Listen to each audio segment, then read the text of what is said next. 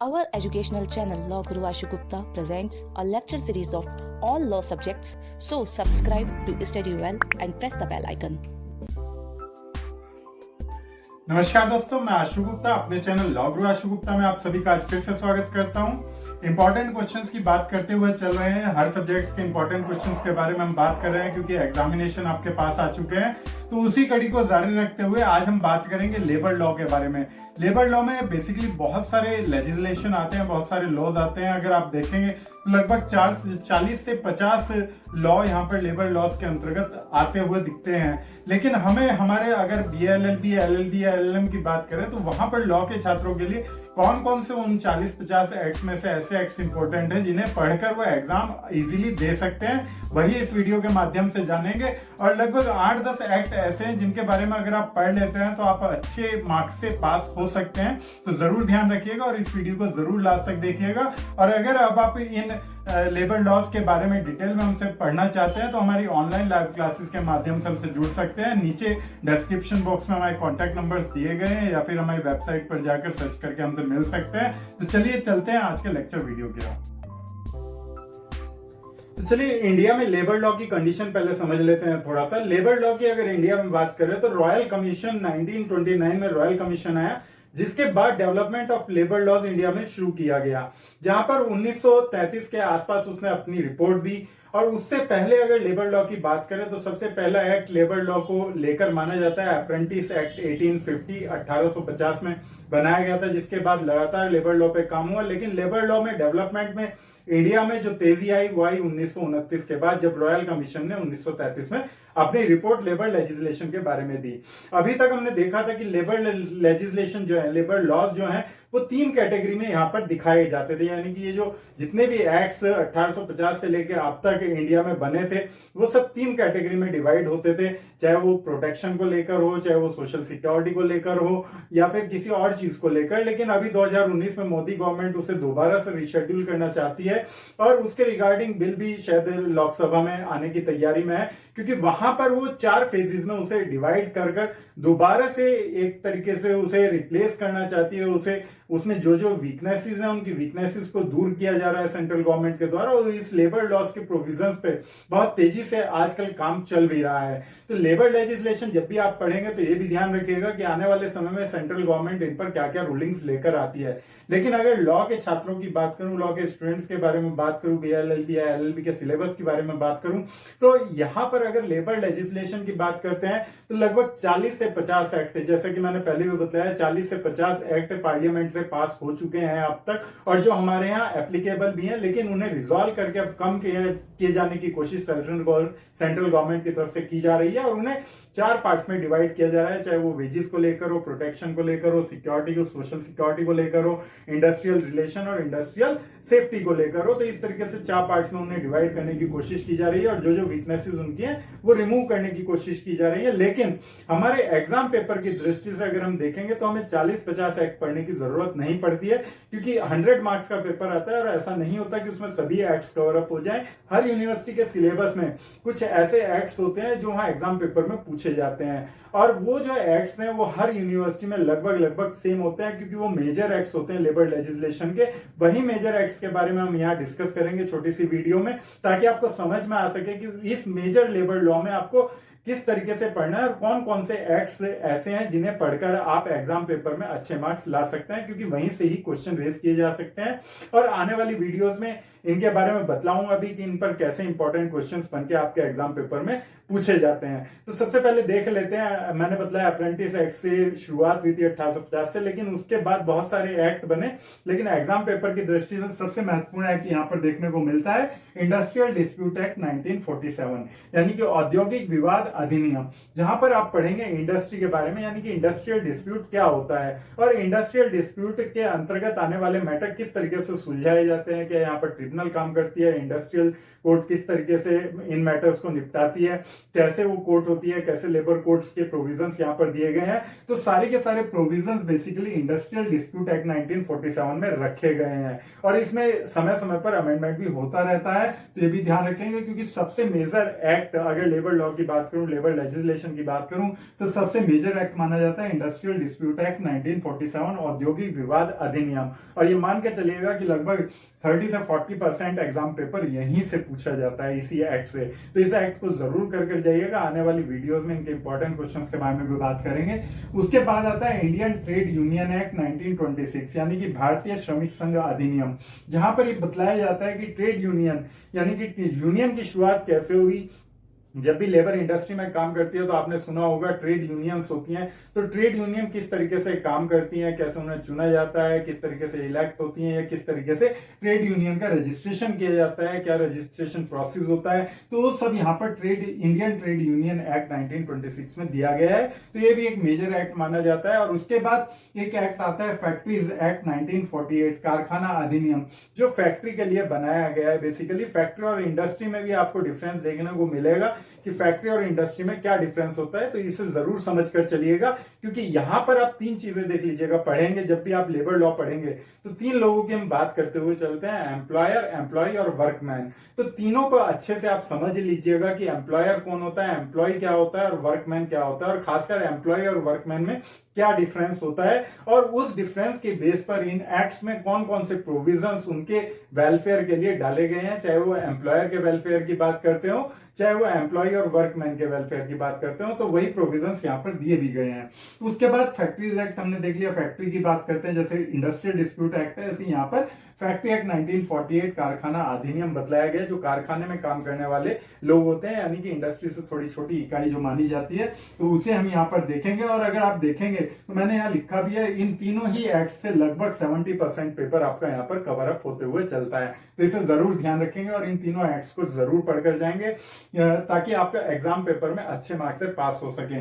इनमें कौन कौन से इंपॉर्टेंट क्वेश्चन है वो भी बतलाऊंगा। उसके बाद देखते हैं पेमेंट ऑफ वेजेस एक्ट 1936, मजदूरी भुगतान अधिनियम।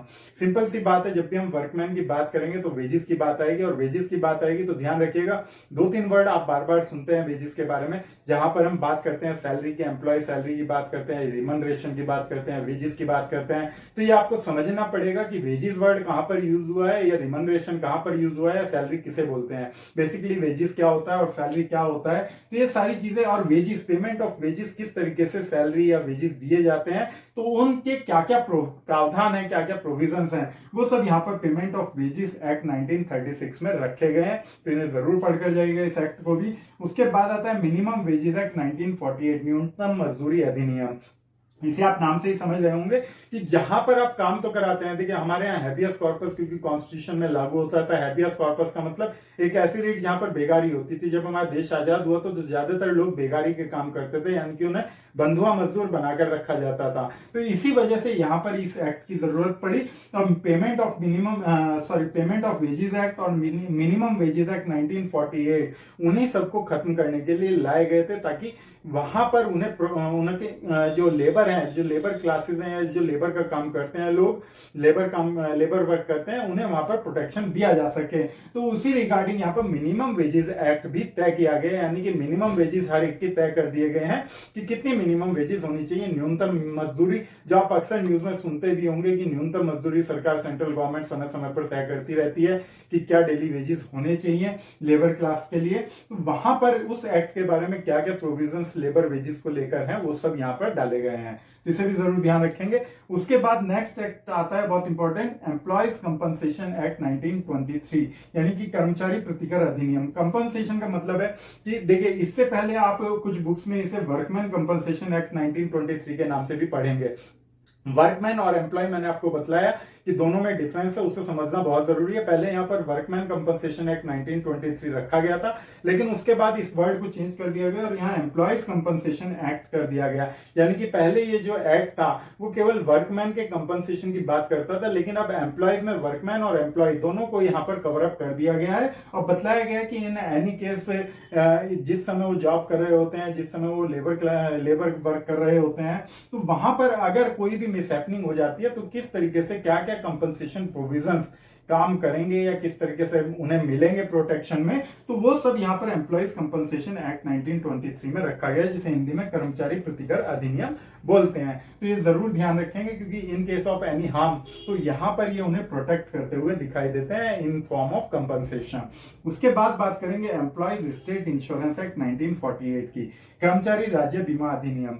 ईएसआई एक्ट के नाम से आपने इसे सुना भी होगा। ईएसआई हॉस्पिटल्स भी होते हैं हमारे यहाँ, गवर्नमेंट के हॉस्पिटल होते हैं ईएसआई हॉस्पिटल। तो इसके बारे में अगर आप बात करेंगे तो यहाँ पर ये प्रावधान ये सीधी सीधी बात कहते हैं कि जब भी कोई एम्प्लॉय इस तरीके से इंडस्ट्री में काम करता है या फैक्ट्रीज में काम करता है, कोई भी एम्प्लॉय या वर्कमैन, तो उसका इंश्योरेंस यहाँ पर कंपलसरी लिया जाता है और उसे ही एम्प्लॉय स्टेट इंश्योरेंस एक्ट 1948 के अंतर्गत रखा गया है कि उस इंश्योरेंस के लिए क्या क्या प्रावधान यहाँ पर दिए गए हैं, उसे जरूर पढ़कर जाइएगा, क्योंकि ये क्वेश्चन यहाँ से एक क्वेश्चन जरूर आता है हर बार, बहुत इंपॉर्टेंट है, क्योंकि सोशल सिक्योरिटी यहीं से कवर की जाती है, जो एक इसका लेबर लेजिस्लेशन का एक मेन ऑब्जेक्ट भी है कि किस तरीके से सोशल सिक्योरिटी हम उन लोगों को दे सकें जो यहाँ पर इंडस्ट्री में मैन्युफैक्चरिंग प्रोसेसेस में काम करते हैं।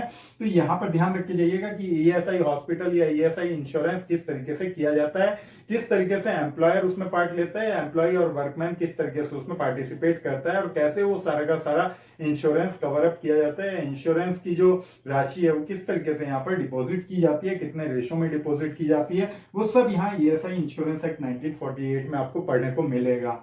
उसके बाद नेक्स्ट आता है एम्प्लॉयज प्रोविडेंट फंड एक्ट 1952, यानी कि कर्मचारी भविष्य निधि अधिनियम। इसे आप जान सकते हैं ईपीएफ एक्ट के नाम से जाना जाता है। ईपीएफ आपने सुना ही होगा, जैसे प्रोविडेंट फंड, हम कोई भी अगर अपना पैसा जोड़ना चाहते हैं तो गवर्नमेंट की तरफ से एक पीपीएफ फंड या पीएफ फंड रेज किया जाता है, तो उसी की बात ये यहाँ पर करता है कि लेबर क्लास के लिए यहाँ पर एम्प्लॉयज प्रोविडेंट फंड एक्ट 1952 बनाया गया है कि यहाँ पर प्रोविजन बतलाए गए हैं जहां पर एम्प्लॉयर एम्प्लॉय मिलकर कुछ रेशियोज में अपना कुछ पार्टिसिपेशन यहाँ पर देते हैं, ताकि जो लेबर है, जो वहां पर एम्प्लॉय और वर्कमैन काम कर रहे हैं, उनके भविष्य के लिए, उनका भविष्य जो है, फ्यूचर जो है वो सिक्योर किया जा सके और पूरी तरीके से उन्हें सोशल सिक्योरिटी आने वाले समय में फ्यूचर सिक्योरिटी के रूप में प्रदान की जा सके। तो इसलिए यहाँ पर ईपीएफ फंड बनाया जाता है। ईपीएफ में उन्हें पैसा डालने को कहा जाता है, सैलरी से भी कटता है और कुछ एम्प्लॉयर की तरफ से भी वहां पर दिया जाता है। तो ये इसके लिए क्या क्या प्रोविजन है वो इस एक्ट में हम पढ़ेंगे। उसके बाद आता है payment of bonus act 1955, bonus भुगतान अधिनियम।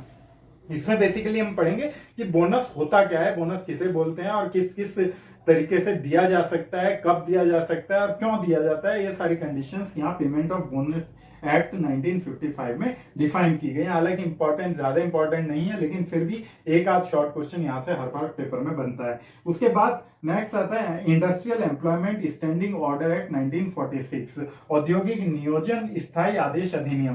देखिए, जब भी बात करते हैं industrial employment standing order act की, तो ये सीधा सीधा इसे गवर्न करता है इंडस्ट्रियल डिस्प्यूट एक्ट को, और इसमें जो बात कही गई है ये बतलाता है कि किस तरीके से जो एम्प्लॉयमेंट है वो इंडस्ट्री में किया जा सकता है, यानी कि जो मैन्युफैक्चरिंग प्रोसेसेस हैं या इंडस्ट्रीज लगी हुई हैं हमारे यहाँ, उनमें एम्प्लॉयमेंट का क्या क्या प्रोसेस और किस तरीके से वहां पर स्टैंडिंग ऑर्डर इशू किए जा सकते हैं। तो उनके लिए भी कुछ ना कुछ प्रोविजंस इस एक्ट्स में रखे गए हैं, उनकी क्या लीगल कंडीशंस है, किस तरीके से वो रेज होते हैं, किस तरीके से वहां पर वो दिए जाते हैं, निकाले जाते हैं ऑर्डर्स, तो वो सारी प्रोविजंस यहाँ पर दिए गए हैं। तो इसे भी जरूर पढ़कर जाइएगा। हर बार एक शॉर्ट नोट यहाँ से आपसे 10 मार्क्स में पूछा भी जाएगा, तो ध्यान रखिएगा। ये जो शुरू के 3 एक्ट हैं, यहाँ से लगभग 70% मार्क्स आप कवर कर सकते हैं, और बाद के जो 6-7 एक्ट हैं, यहाँ से लगभग 30% मार्क्स, यानी कि शॉर्ट नोट में या वेरी शॉर्ट नोट में यहाँ से एक एक क्वेश्चन हर एक्ट से आपसे पूछा जाता है। तो इसे जरूर ध्यान रखेंगे। उम्मीद करता हूँ ये एक्ट्स आपको समझ में आ गए होंगे।